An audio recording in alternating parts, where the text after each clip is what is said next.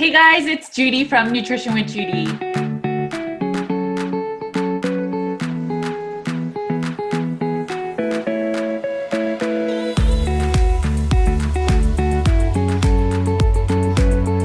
All right, guys, thank you for joining me today. For those of you that don't know me, my name is Judy Cho, and I am a nutritional therapy practitioner. I work with clients to get to root cause healing, and oftentimes it is working on healing the gut and using a meat-based elimination diet. Okay, so this episode is sponsored by Redmond's Real Salt. I have been a fan of Redmond's ever since I started my low-carb journey. I always needed to balance my electrolytes, and as you guys know, balancing electrolytes becomes pretty tricky on a low carb, ketogenic, or carnivore diet. A lot of the Redmond products have been so beneficial in my fasting and just balancing electrolytes. I love to use Redmond's to make the Soleil water. So overnight, I will leave some Redmond sea salt and leave it overnight so that the water is more saturated and the minerals are more unbound from the salts. And there are over 80 minerals with Redmond sea salt. And as you hear in this interview, that you will know the importance of salt and why mineral salt is so much more beneficial than iodized salt that you can get.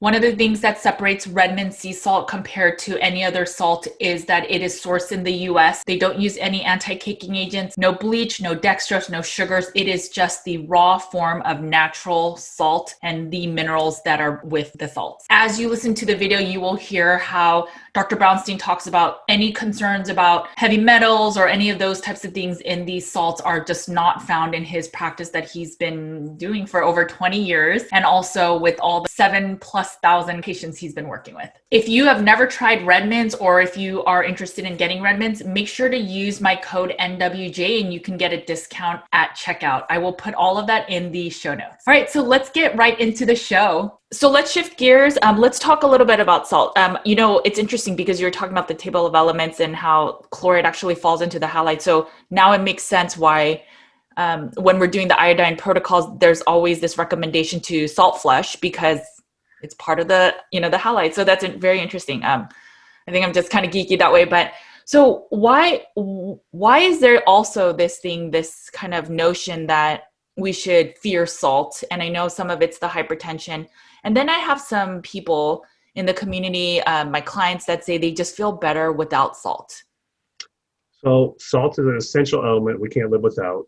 Similar to iodine, we don't have stores of salt in our body. Either we get enough salt in our daily diet or we're deficient. Thousands of chemical reactions require the cofactors sodium and chloride to work in the body. And if you study biochemistry, sodium and chloride are everywhere, activating enzymes and, moving molecules down pathways that you want to move down those pathways.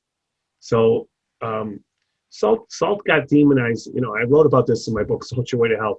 So what I was saying, it was interesting when I was looking, before I wrote that book, I knew about iodine and the halides and, Dr. Abraham and I looked at those halides and we started testing people for bromide and fluoride levels. And we found pretty much everyone we tested toxic in bromide. Fluoride was different. We couldn't really ascertain the toxicity of fluoride because fluoride's a very small electronegative molecule. It's really damaging to the body. And so the body ties it up really quick because it's toxic to nerve cells and, to tissue. So fluoride, when you ingest it or you drink it in the water, is quickly bound up in the bones and the teeth and other areas of the body to try and keep it away from damaging tissue. So you can't, the best way to measure fluoride is do bone biopsies. And, we didn't quite do that, but we were measuring urinary excretion levels. And so fluoride, and in my iodine book, I've got some graphs of that. We couldn't get fluoride to come out very well, but bromide came out really well with using iodine. So, when I started using iodine, when I started looking at people holistically, this is even before iodine, I would draw just basic chemistries, called SMA tests, metabolic analyses. And there would be electrolytes in there, sodium, chloride, potassium, just basic stuff that pretty much every doctor, every healthcare practitioner draws and looks at. And, I realized that the range for not only nutrients, the reference range is something like, here's the low level, here's the high level. Well, fine, that's the reference range for the last 100 or 200 people that came in the lab. But that doesn't mean it's the optimal reference range. Here's a low level, here's a high level. If as being a nutritionist that, our mineral levels have been declining for 50 years that they've been checking them in our food supply. So what they've done is, for magnesium levels, the reference range has done this. Like here's the low and the high. Over the years, it's done this. Mm. So the reference range goes down. When I started, magnesium RBC levels, I don't have a lab slip in front of me. I don't have my lab numbers in front of me, but the reference range maybe went down to 5.0 or something like that is the lower range of that. Now it's down to 4.2 or something like that. So they just dropped the reference range down. Now people refer to that as a normal range. That's nothing normal about it. It's just a reference range of the last couple hundred people that came in there. So the same thing's happening with salt. Like the sodium reference range goes from about 135 to 141 or so. The low being 135, I think the upper being 141. Am I right on those numbers? I'm not. I always use my reference too, so I'm not 100%. I think it's pretty close to that. But what's happened is, so people in the 134, 135, 136, they're down here in the reference range. But here's the reference range. So my experience, and I looked at this years and years ago, is that the optimal sodium level should be up 141 or higher milliequivalents per liter. Mm-hmm. Now that's at the upper limit of the reference range reported right now, but that's the optimal level. So I started treating people with salt even before I used iodine, and people with leg cramps and adrenal problems and fatigue and headaches would get better from more salt. And so when I started using iodine, I didn't notice as many problems with my patients as I was hearing from some of my colleagues out there as I started writing about it and lecturing about it. And then, I quickly realized it's because my patients had higher salt levels. So the history of salt is really interesting to look at. So here I was using salt in my practice. I wasn't seeing major problems in most patients. Yes, there are some people who are salt-sensitive individuals who need to be careful, or those with renal failure need to be careful with salt. For the vast majority of us, the kidneys can handle a huge amount of salt that we would never take in on a daily basis because it's just too much salt.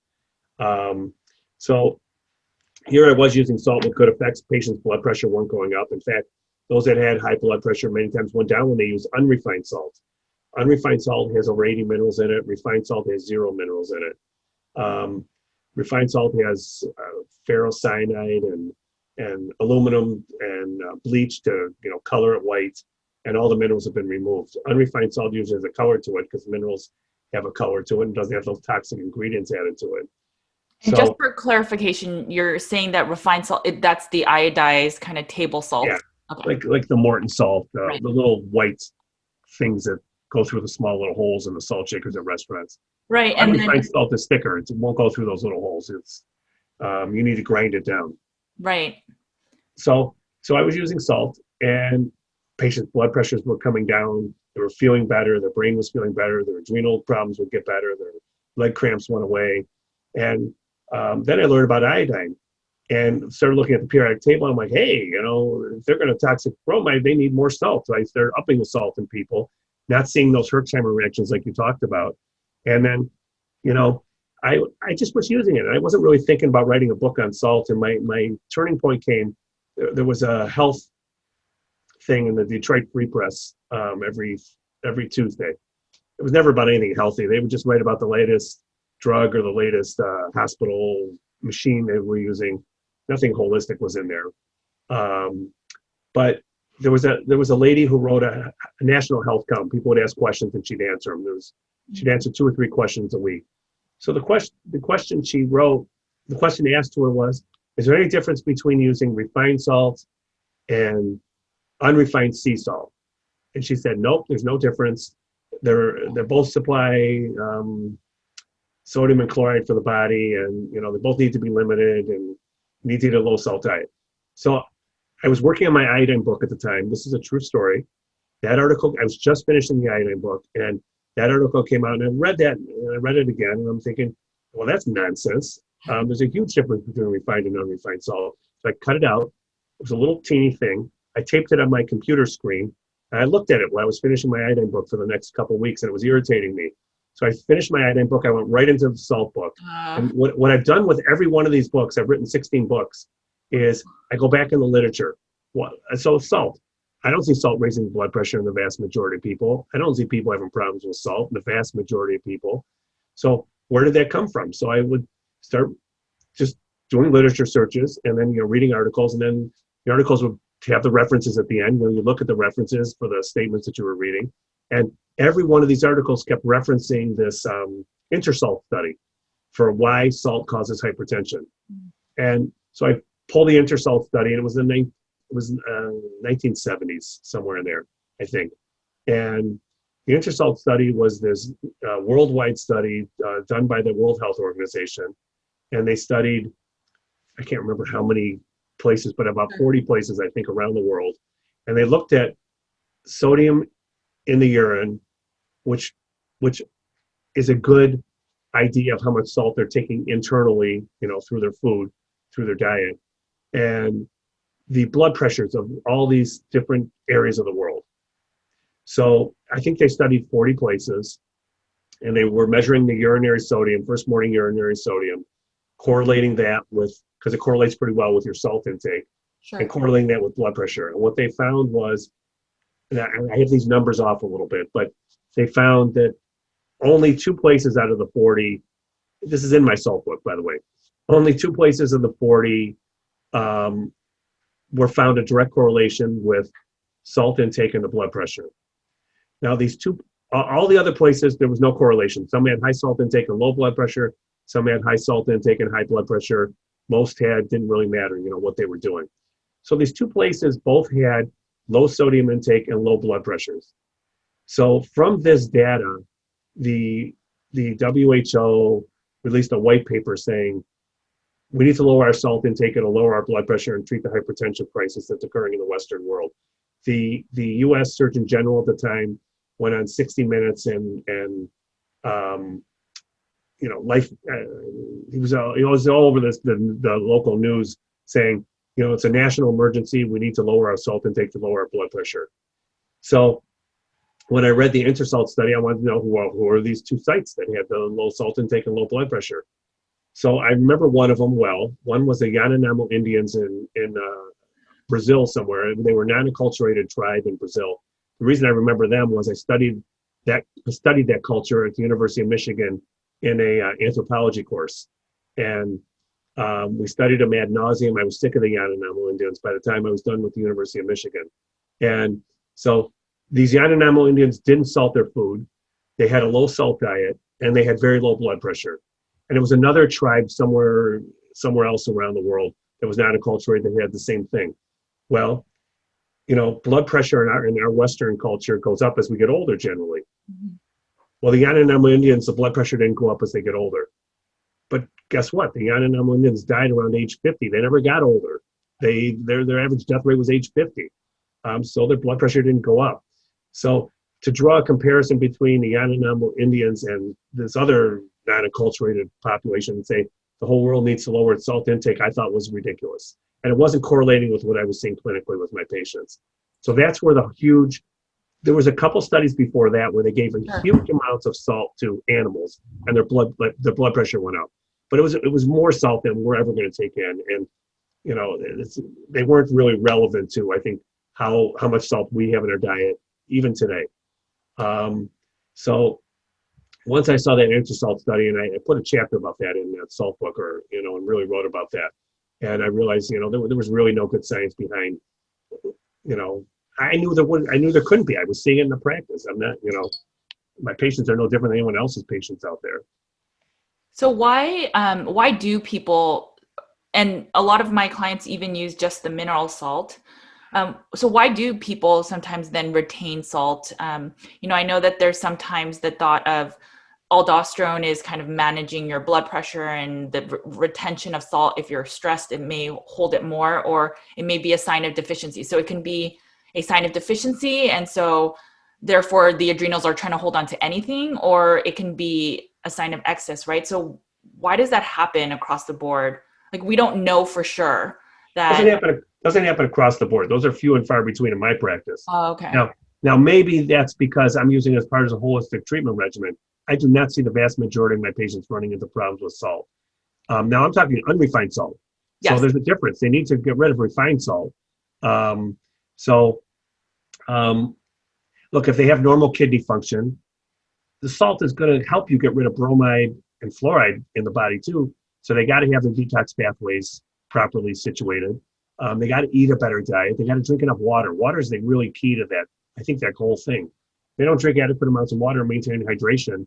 Taking in salt can be a problem. You can take in too much, and just you become oversalted because you don't have enough water in the system. So I'm doing that concurrently with putting them on salt, and I just don't see that many problems with it. So how does salt affect the adrenals and the thyroid? I know we just talked a little bit about the halides, but Well, the adrenals and the kidneys kind of work together to keep our blood pressure normal. So, I mean, we have to have an adequate blood pressure to perfuse our brain down to our toes, 24/7. And there's aldosterone and renin and, all these hormones that are designed to maintain adequate amounts of salt, sodium and chloride and potassium in the body. And, it's very tightly controlled. So if the adrenals and the kidneys are stressed or not working correctly, salt could cause problems. And, the key is, addressing that first, before putting someone on a high salt load. But I'm telling you, a teaspoon or two of unrefined salt like Redmond's or Celtic or Himalayan salt, I just don't see problems in the vast majority who take it. Are there some? Absolutely. Those are blue moon patients for me. so there's some kind of thoughts where, rock salt is not ideal because there could be a heavy metal load. And then there's also thoughts that sea salt is just dirty because it's from the sea and it's polluted. Is there any merit to both of them? Well, look, that's a concern. Now, I've tested Celtic brand sea salt, Redmond salt, and Himalayan salt 4 times each. Okay. Paid some decent money to test for that, for metal contamination and other contamination of those. I didn't find any. The sea salt, the way they gather that sea salt is they use this technique from the ancient Celts used, hundreds of years ago, where they rake it up and they put it over a clay lined pit, and the water and the clay lined pits are supposed to absorb the water, and if there's metals or other toxins in there, probably absorbs that too, and then they rake the salt out of that. So maybe that's why that doesn't have it in there. I think there's more of a risk for other unrefined salts to perhaps be contaminated with metals, but I haven't found it in those 3 that I tested. And I can tell you from using salt on patients, I have not seen metal levels go up from using salt. And I would see that because I'm putting patients on generally from 1 to 3 teaspoons a day. Some of them who have adrenal problems, I'm having them use a couple of tablespoons a day of salt. They have to do that to function normally, so we can get their adrenals working better.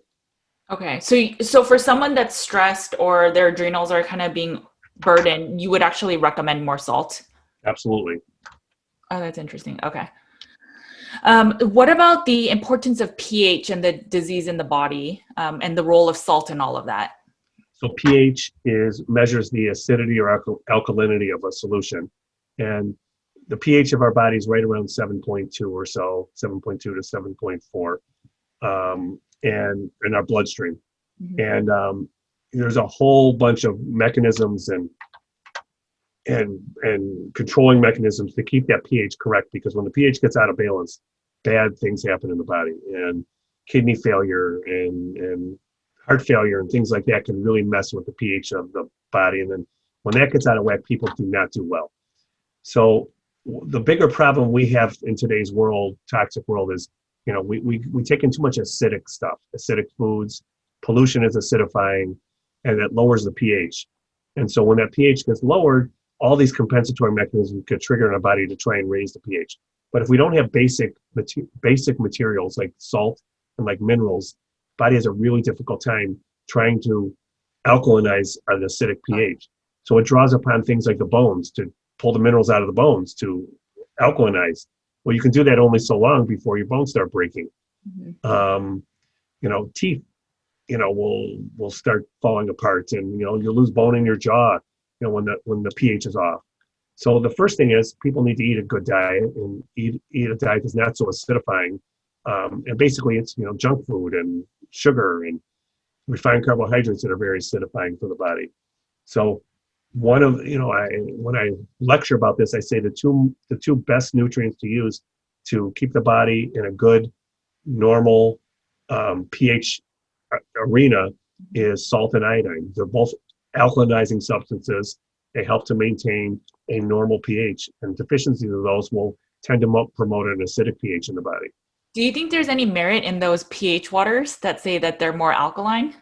No, I have not found them to be very helpful. I do tell people, if you're going to do that, do not drink it. Do not drink that at mealtime. Yes. It'll screw up the stomach acid. You won't digest your food well. No, I don't find that very helpful. I think the machines that make the alkaline water, I tell people don't spend. I encourage people not to spend their money on that, and to eat a better diet, to use unrefined salt, and to get their nutrients and their minerals corrected. And they shouldn't have a problem with pH. What about unrefined salt and dehydration? Dehydration is incredibly common. My patients who will see this know, I'm telling them every day at the office, you're not drinking enough water. I can look in their eye sockets, their mouth, and feel their skin and some other areas of the body, and look at the thumbnails and say, you're just not drinking enough water. You can see the ridges in the thumbnails. So dehydration is an amazingly common problem. The body's 70% water, right. The brain's 80% water. And the best way to correct dehydration is, number one, drink adequate amounts of water, since we don't have any stores of water in our body. Again, we're not camels here. And number two, get enough salt in so you can hold the water in the cells where it needs to stay. Both salt deficiency and water deficiency can lead to dehydration, and they both can have a synergistic effect to make dehydration much worse. In your practice, have you seen people need like excess magnesium or potassium, especially on low carb diets, to manage their electrolytes? Well, I have most of my patients using from 1 to 3 teaspoons of Celtic or Redmond's or some kind of unrefined salt per day. Right. So my patients do okay with their electrolytes. Look, potassium deficiency is common, magnesium deficiency is common. I use all that stuff. But I think if they take in a decent amount of salt, an unrefined salt should have about 80 plus minerals in it. That's a pretty good way to keep those mineral levels, in total from being, deficient and causing problems. Right. So what would you say for somebody that has high blood pressure? They're just starting to clean up their diet. Should they limit their salt? Because I know there's a lot of people that are, scared that the salt. They should get their salt levels checked. And if they're not optimal on their salt ranges, if they're optimal, then they don't need salt. They don't need to add any more salt than what's in their food. But I can guarantee you the vast majority of those patients are deficient in salt. And I see blood pressures go down when they take an unrefined salt in a lot of patients. Does it work in every patient out there? No. But as part of a holistic treatment regimen, it works in the vast majority of them. So I rarely see unrefined salt raising blood pressure in people. Gotcha. So I have the ranges. I think the conventional lab ranges are 135 to 145. I knew it was 145. So 141 or higher is my optimal areas where they need to be with sodium. Oh, okay. Yeah, and the optimal ranges here says 142 and above. So. And chloride should be 105 or higher. That range is like, what does it say? You have chloride? I would have to look it up. No, don't look. I think chloride is something like 95 to I'm just guessing, 95 milliequivalents per liter to about 105. And my optimal area where chloride needs to be is 105 or higher. So the problem is, again, our reference ranges over the years have come down because we've become more nutritionally deficient over the years. So, you already mentioned, because one of my questions was going to be that, are there any populations of people that should, I guess, be more cautious with this even unrefined salt? And it sounds like you're saying people with any kidney disease or imbalances, they should be more wary. Well, look, it's best to work with a healthcare provider who's knowledgeable about this stuff, no matter what you're doing. But the people, there's two groups of people to worry maybe about, iodine and salt. One is certainly the super sensitive people are sensitive to everything. I call them my canaries. They need to be cautious. And number two, kidney failure. So salt, you can excrete, I don't remember the exact number, like 80 grams or so of salt, 80 to 100 grams of salt easily from the kidneys on a daily basis. I mean, that's taking in, I don't know, 20 tablespoons or something of salt. And no one's going to do that.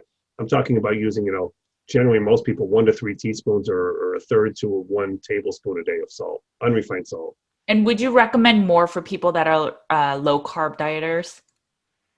It depends. Would I recommend more salt? Not necessarily, just optimal levels, and just check their blood work and see how they're doing. And look, one of the key things with salt is if you get any leg cramps or foot cramps, little light bulbs should go off in your head that says, "I need more salt." Period. I mean, salt helps that. There's really nothing else people need to use except a little more salt. Magnesium can help it too. Potassium can help it too. But unrefined salt can take care of leg cramps and foot cramps and cramps anywhere else in the body. Yeah, I've been seeing that a lot in my practice, that a lot of my clients are using supplemental magnesium or potassium. They're just salting their foods, and I get them off all of it, even electrolyte powders. But just one day without it, they start feeling imbalanced. And then as soon as they start drinking the salt water, they feel so much better. Mm-hmm. And salt's cheap. Instead of using those powders, and those little drops, for your electrolytes.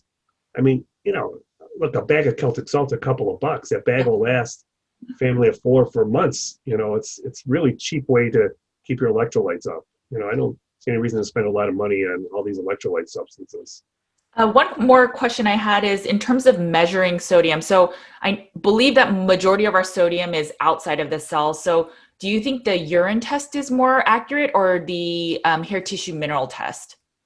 Well, for sodium, I generally rely on serum electrolyte levels. Okay. And I think they're accurate. I think they correlate clinically really well. So that I think that's the way I've been doing it. Okay. And I do the same thing with chloride. Magnesium, I use red blood cell mineral chloride, magnesium levels, and I use hair testing. I don't really look at the sodium level in hair tests and the chloride level. I just have found the serum levels seem to correlate well clinically. And that makes sense from, the research I've done. Most of the sodium is outside of the cell, whereas potassium is the one that's inside the cell. So potassium, I use RBC potassium levels, for that. Where can people find you? I know you have so many books. I mean, I wrote one book. It took so much energy from me. So I don't know how you've written so many books. That's amazing. I got good. It's practice. And it's actually two things: practice and either I get really excited about something or I get really irritated about something. Yes. Either way, if I get the passion going, either way, it comes easier for me. I can write a book much faster now than I could 15 books ago, but the passion has to be there for me to do it. No, I totally agree. I mean, it's exciting, but it's a lot of work. I just, I thought writing the manuscript was enough, or, you're almost done, but it's just like this first 20% or something. But so where can people find you, and what's your latest book? So my latest book is A Holistic Approach to Viruses. That's what I wrote about the problem we're in now. Okay. And all the books are on my website, www.drbrownstein.com. And I've got 16 books, and I got a newsletter that I write. And I had a blog that I was writing until the FTC shut that down because of COVID. But I'm getting that back up, hopefully. Okay. And wow, they even can shut down blogs? I thought it was just they don't have to shut down, but they can tell you have 48 hours to remove these posts about COVID, since there's no prevention, treatment, or cure, or you'll hear from the U.S. Justice Department. So I didn't really want to hear from William Barr at the time, and so we took it all down. And that was 6 months ago, a very stressful time in my life. But you know what? What happened was I took that down, and I had lots of time on my hands, and that's where that came in. Okay. Because this has First Amendment protection. I found out I don't. Wow, I didn't know that. I thought it was, they were just starting to censor on social media platforms. I didn't realize they could do that with your website. Oh yeah, I have a bunch of friends who the same thing happened to, and yeah, because I just wrote a blog post not too long ago about options of ivermectin, hydroxychloroquine, but now I realize that they can actually take it down. But okay. Be careful with that, dear. They don't like that. And okay, I didn't know that. Okay. There's no prevention treatment. Well, what I was doing was, we didn't shut down during COVID. We stayed open. We treated all our patients outside who had COVID, and Michigan was one of the hot spots in March and April. Okay. And we were going outside in the middle of March, which is not nice in Michigan. There's snow, sleet, ice, below 30-degree weather. And, I remember doing IVs at, they're rolling down the windows. We're putting IVs in them. And I remember, snow's coming down. I'm shaking my helmet to get the snow off like a dog, trying to see, where the vein was. And so what I was doing was posting my results and posting the patient testimonials. What really got me was that what they really didn't like was the patient testimonials. So as the patients who couldn't breathe got better, I would interview them on a Skype interview, and I would just post the interview. And I was the interviewer. I asked questions. I didn't say much, and they would tell their story. And lo and behold, I get a 4-page bullet-pointed edict from the FTC telling me I have 48 hours to remove it. So then I had some time on my hands when I removed everything. And once I got past the stress of that, they said because there's no study saying what you say is true. So I wrote a study up, peer-reviewed study. It was peer-reviewed 3 times. Got it published. We sent a letter to the FTC saying, I want to put this study up on my website without commentary. Here's a study that you say I didn't have. And I got a letter back from them saying it's not randomized, double-blind, placebo-controlled. Oh, God. Now, recall this was March and April in COVID. There was no randomized, controlled, placebo-controlled studies. There was nothing. They didn't know what to do. Doctors were telling them to stay home till you can't breathe and then go to the ER. And, then if they got ventilated, there was over 80% death from that. So we were actually treating patients. Our patients were getting better. We're keeping them out of the ER. And there was 107 patients I wrote about. And my study's in the back of that book. For that, you get a letter from the FTC. So I would be careful with whatever you said about ivermectin and hydroxychloroquine. Well, I just shared that there's studies. So the article has not much of my opinion, but I'll send you the link. I want to see the link, and I'd love to see your book. Just be careful. Okay. Censorship is alive and well, and you don't have First Amendment protection, dear. Your books might, but you don't. Okay, I thought if it was on my blog post or newsletter, it didn't matter, but okay, this is, it matters. That's so unfortunate, but okay, good to know. Okay, this has been such a informative interview. Thank you. I will put some of your books on the show notes, and then, I'll share this video. I have 3 of your books right here right now with you. Thank you again so much for this conversation, and I will talk to you very soon. Thank you. All right, guys, I hope that this episode was helpful. I hope it helps you guys to really understand the mechanisms of salt and why salt is so important for optimal health. There will be an interview where I share why some people may have a reaction to consuming extra sodium. It is not necessarily that you don't need sodium. It may just be that you may be deficient in some other mineral like magnesium. Wait for that episode. Make sure to subscribe. Make sure to follow so that you know when these episodes are coming out. You definitely don't want to miss that hair tissue mineral episode. All right, guys, you know the drill. Make sure to eat a lot of meat. Take care of your bodies. Make sure to get some good salts in your body, and I will talk to you soon. Take care. Bye.